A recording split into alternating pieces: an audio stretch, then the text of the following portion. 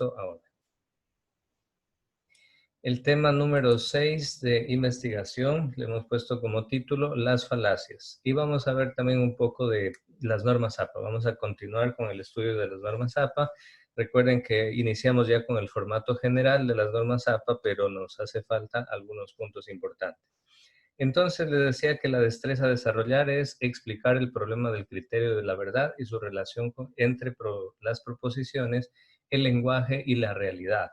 Hoy en día, jóvenes, resulta una cosa complicada. No sé si a lo largo de la historia de la humanidad tuvo el mismo nivel de complejidad. Siempre ha sido difícil lograr descubrir la verdad cuando hay personas que tratan de ocultarla o que cuentan pseudo verdades, medias verdades o mentiras disfrazadas de verdades. Y a veces resulta difícil lograr detectar la verdad pura en su máxima expresión. A veces realmente resulta muy complicada. La semana pasada introdujimos el tema con las fake news y ahora vamos a comenzar a ver un tema de las falacias, que para explicarlo mejor vamos a irlo analizando a lo largo de cada clase. Vamos a analizar una falacia en concreto para que se nos quede mucho más clara la idea sobre estas falacias, ya que existe diversidad de falacias. Ok, a ver, vamos a preguntarle a Deyanira. Deyanira, ¿usted qué ha escuchado por la palabra falacias? ¿Qué se le viene a la mente cuando escucha la palabra falacia?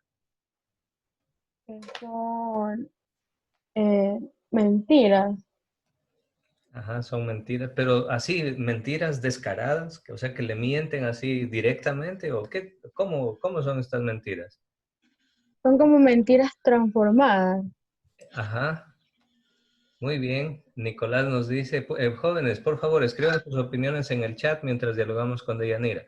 Nicolás nos dice, son mentiras alteradas, ¿verdad? Deyanira nos dice, son mentiras, pero como que transformadas. Son mentiras, pero como que maquilladas, ¿verdad?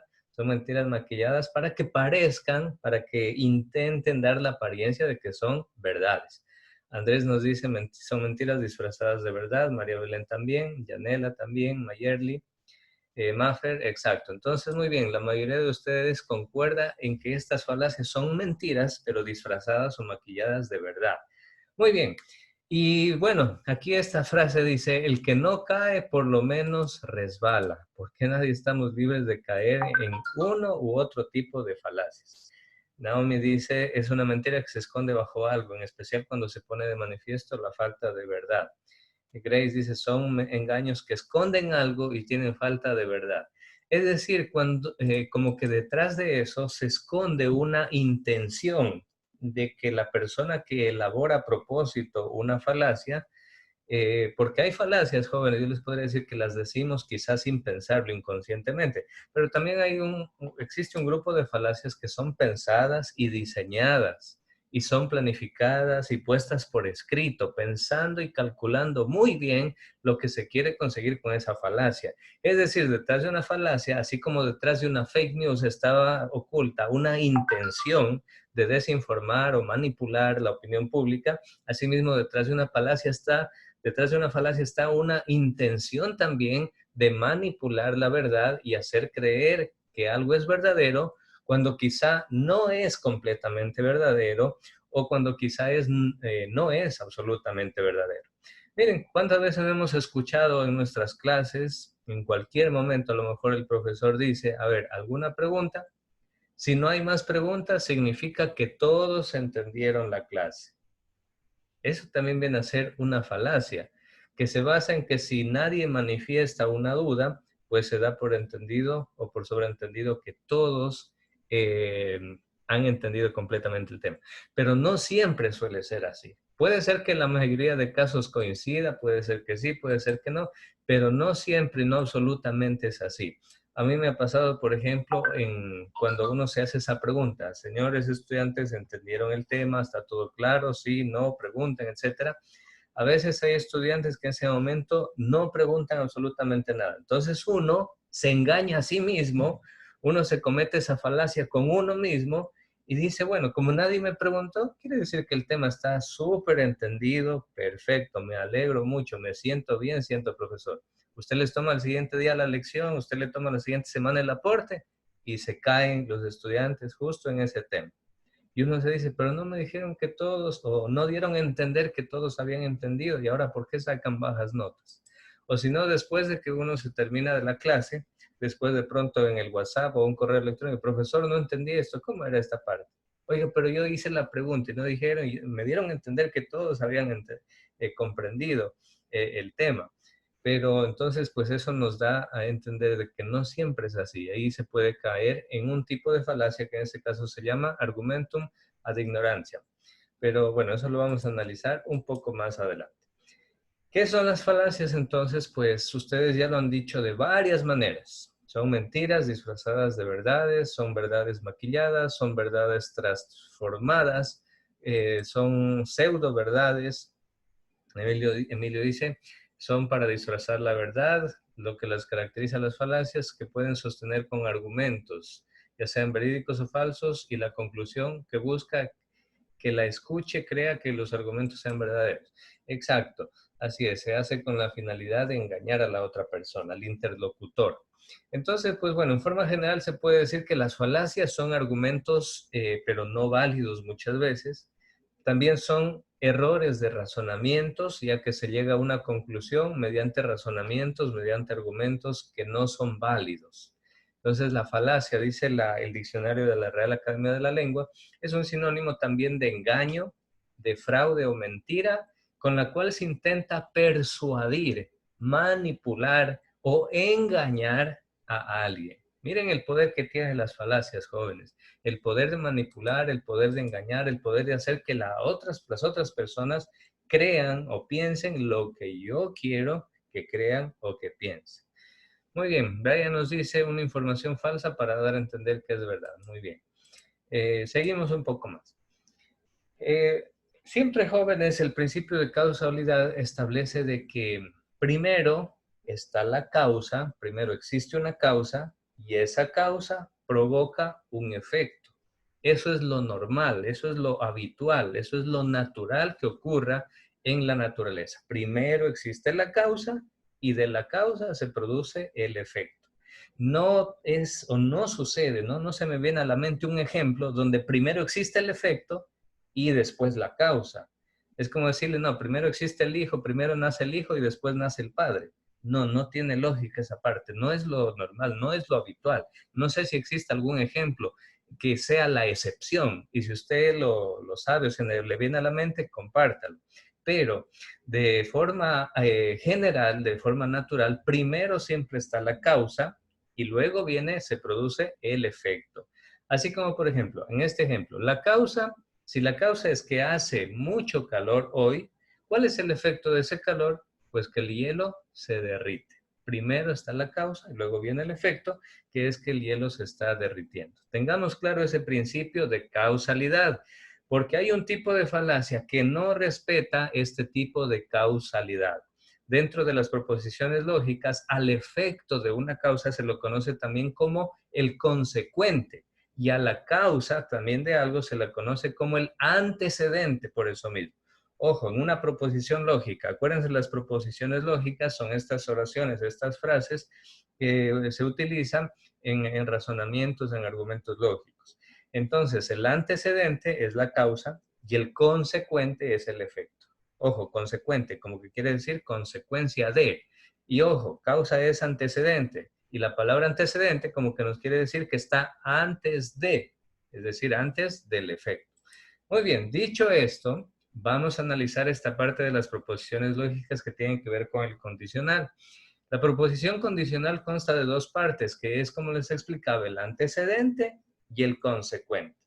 La forma más típica, la fórmula para elaborar una proposición lógica, se le establece de la forma como ustedes la ven en la pantalla. Si sucede esta cosa, es decir, el antecedente, entonces viene el consecuente. A ver, escriban en el chat un ejemplo de esta proposición condicional. Les doy un ejemplo. Si hace calor, entonces el hielo se derrita. ¿Cuál es el antecedente? El calor. ¿Cuál es el consecuente? Que el hielo se derrita. ¿Sí? A ver, escriban en el chat ustedes ejemplos también del antecedente y del consecuente. Recuerden, antecedente tiene que ver con la causa. El consecuente tiene que ver con la consecuencia. Porque de aquí, de este tema, vamos a poder analizar mejor una falacia que se utiliza muchísimo, sobre todo a nivel periodístico. Y a veces con toda la intención de manipular la opinión pública. No sé si ustedes han escuchado en las noticias y a veces los periódicos o en la radio o en la televisión o en redes sociales las noticias dicen, por ejemplo, fulano de tal habría sido encontrado en la casa de no sé quién haciendo no sé qué cosa. Fulano de tal podría ser el culpable de este acto de corrupción. Fulano de tal habría dado permiso para que se produzca tal acto de corrupción en tal ministerio público.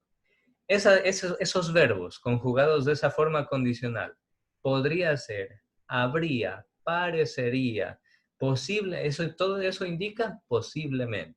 Pero a la final lo que eso nos indica, ese condicional, es simplemente que el periodista que le está tratando de comunicar una noticia, una verdad, es incapaz de conocer la verdad. Por eso utiliza esos verbos.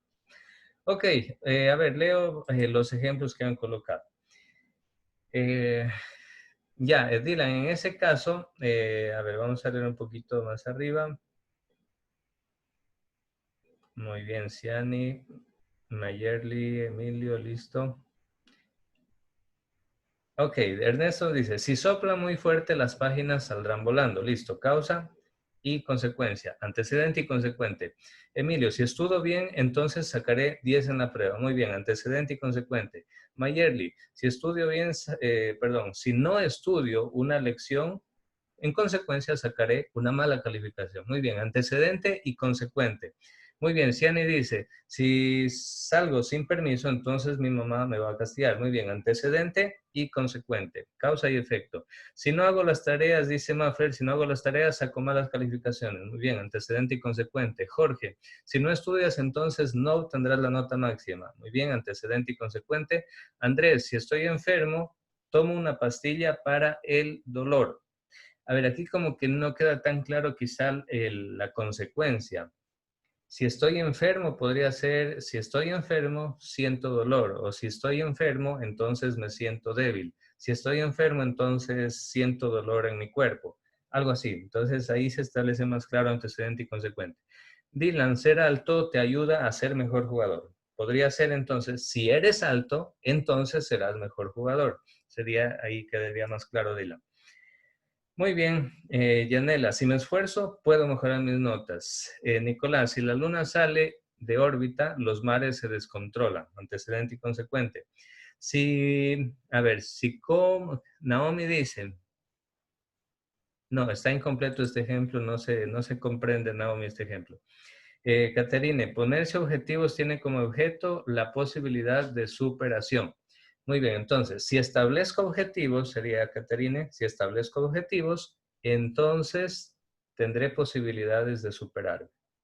¿Sí? Ahí queda claro el antecedente y el consecuente. Muy bien, jóvenes, los demás que están escribiendo, Daniela también, si no conduzco con cuidado, podría causar un accidente.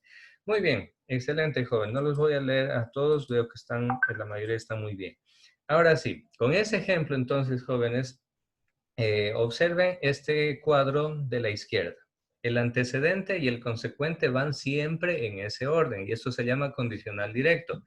Primero el antecedente. Si llueve y luego el consecuente. Entonces me mojaré. Ahí está claramente detallado el antecedente, la causa y el consecuente, el efecto. A nivel de lenguaje lógico incluso se utiliza esta formulación que no nos vamos a tener por el momento en esto. Y el condicional indirecto, en cambio, ahí se da al revés. Es decir, que primero se afirma el consecuente y después se afirma el antecedente. Primero se habla del efecto y luego se habla de la causa.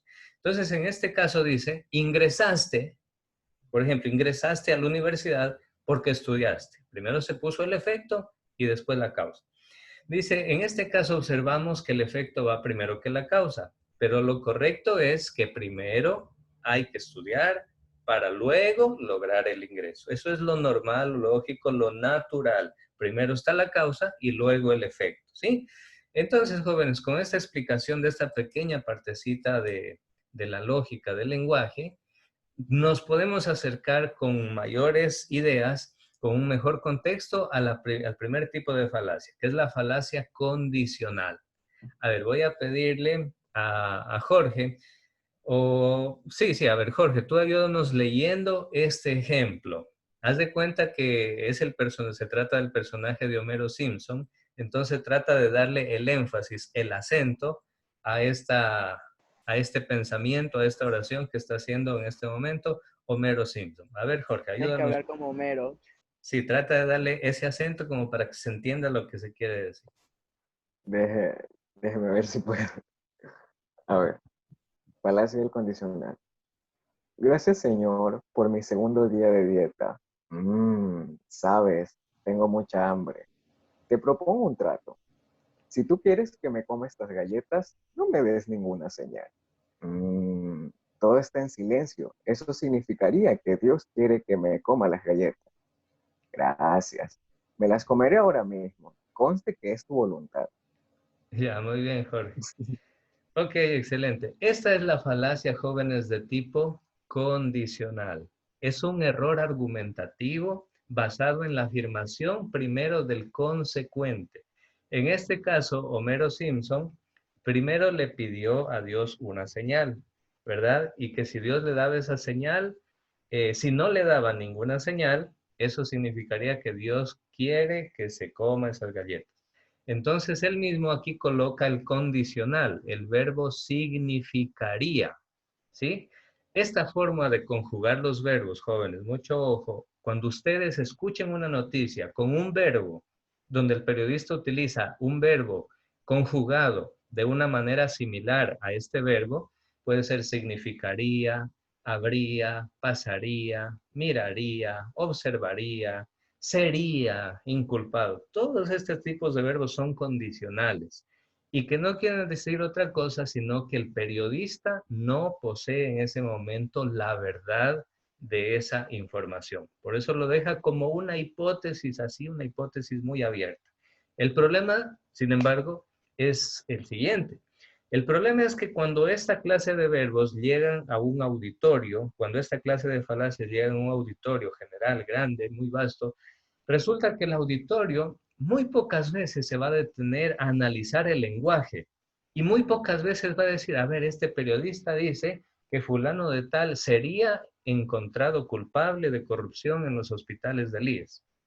La persona no se detiene a analizar el lenguaje, sino que la persona que hace automáticamente ya lo da por sentado y ya lo da por confirmado de que esa persona efectivamente y sin ninguna duda ya es culpable.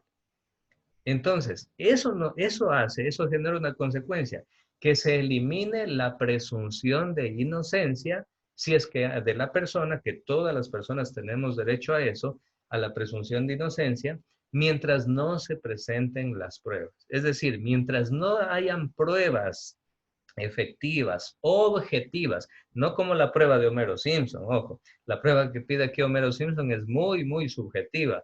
La prueba que le pide a Dios es de que que no le dé ninguna señal, si es que quiere que se coma las galletas, no. Entonces, pues si es que no existen pruebas objetivas, pruebas duras, pruebas contundentes de que tal persona efectivamente cometió un acto de corrupción, pues mientras tanto, esa persona se la debe presumir como inocente hasta que no se demuestre lo contrario. A nivel de la lógica, así funciona. A nivel de las leyes, así deberían funcionar las leyes. Aunque vemos que en nuestro país últimamente, lamentablemente, nuestra justicia puede tener cualquier otro nombre, menos quizá justicia objetiva, porque realmente está llena de subjetividades según lo que vemos en las noticias y lo que se ha visto en la realidad del país actualmente.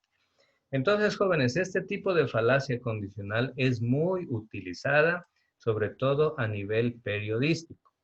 Es la que más se repite en el periodismo. Observe lo que dice, por ejemplo, en esta caricatura, el titular, la portada, la primera plana del periódico. Y ojo, que este periódico se llama La Verdad, miren. Entonces, el titular de la primera plana dice, Pepe podría ser pederasta. Ojo al verbo, ¿cómo está conjugado? De forma condicional. Podría ser. ¿Qué quiere decir eso? Que el periodista no sabe todavía si es o no es. Entonces el periodista deja como que en el aire la situación y dice, podría ser, pero ojo a la persona que está leyendo el periódico.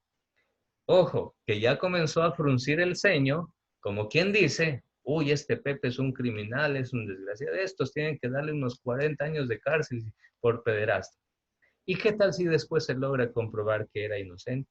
Mientras tanto, la opinión pública, las redes sociales, la sociedad en general, muchas veces, si se deja llevar por este tipo de falacias, automáticamente ya lo condenó a ese sujeto, a lo mejor a veces sin haber sido encontrado o sin que se hayan encontrado las pruebas necesarias para declararlo culpable en ese caso.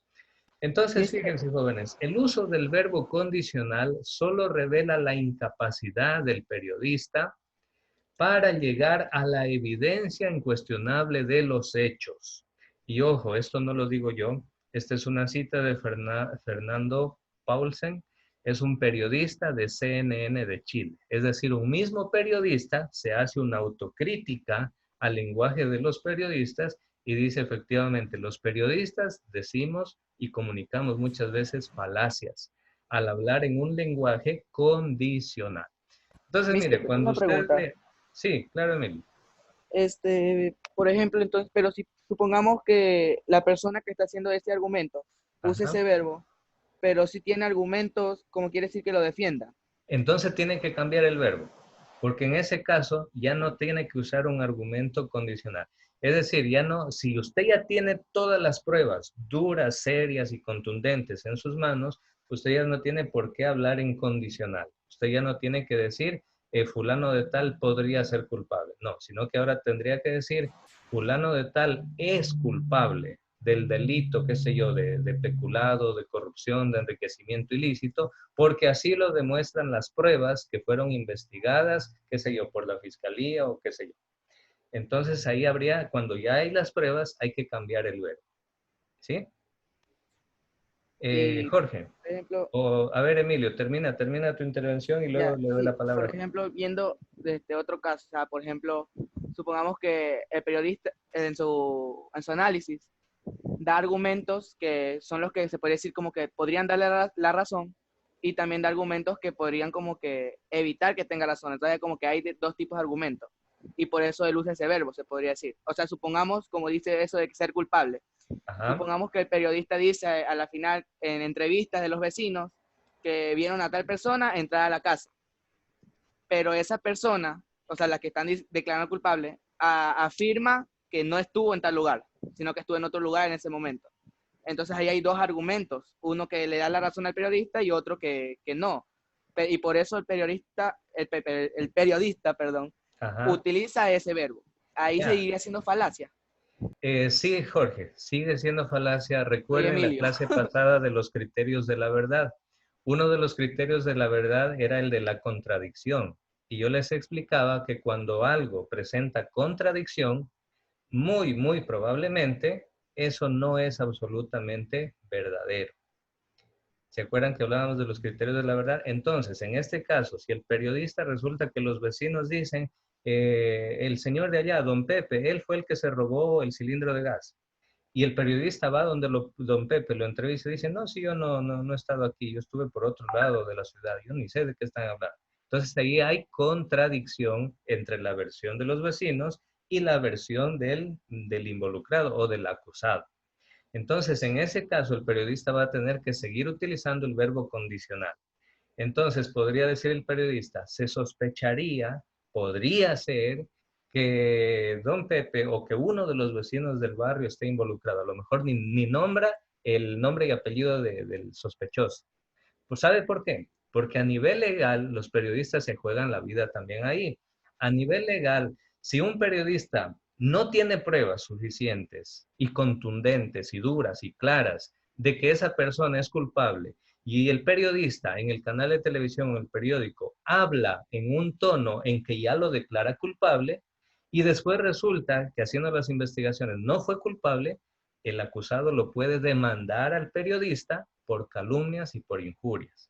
Por eso es que los periodistas, como no están seguros de la verdad, como todavía no se descubre si sí o si no, los periodistas muchas veces prefieren hablar en condicional, lo cual se convierte en una falacia, ya que todavía, o eso hace que muchas de las veces, o la mayoría de veces quizá, las personas en general, sin hacer un análisis del lenguaje que emplea el periodista y sin conocer estas cosas, automáticamente va a condenar ya a esa persona sin que todavía se hayan presentado las pruebas.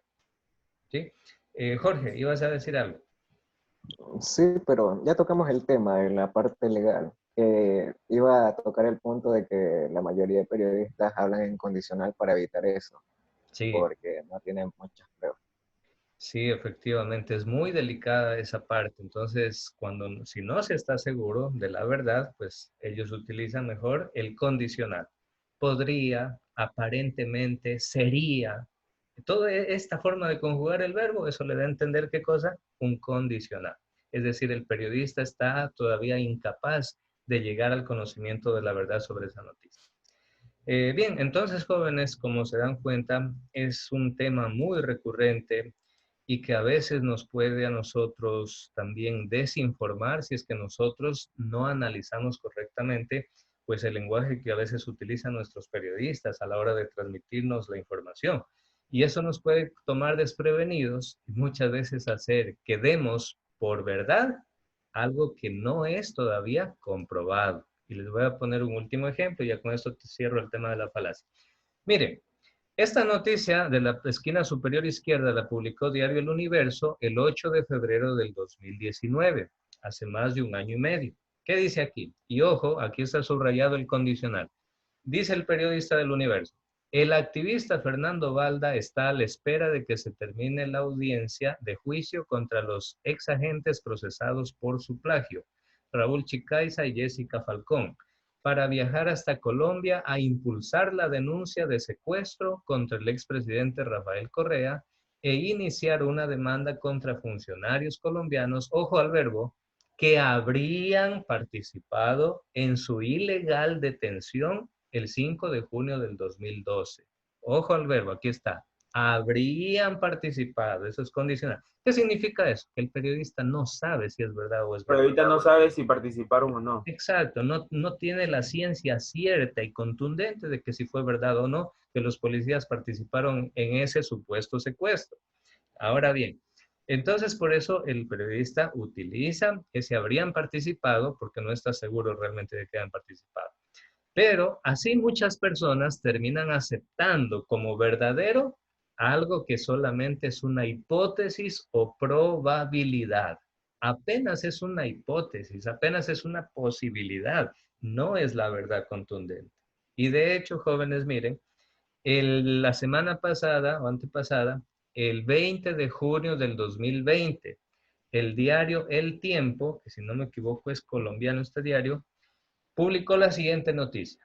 El general Balda, esta es parte de una entrevista que le hacen a este general de la seguridad colombiana.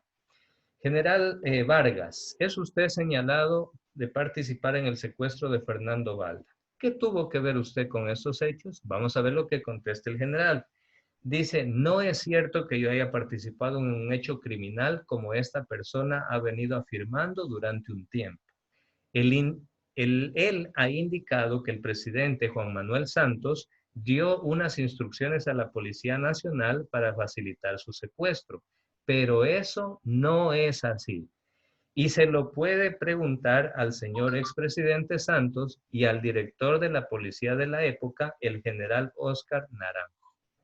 Es decir, jóvenes, aparece esta autoridad de la policía colombiana, es uno de los mayores, que tiene mayores rangos, es general, y él desmiente prácticamente lo que este señor ecuatoriano, Fernando Balda, estaba tratando de involucrarlos para culparlos de que ellos lo habían secuestrado a Fernando Balda en Colombia, siguiendo las órdenes de Rafael Correa, del presidente o expresidente ecuatoriano Rafael Correa.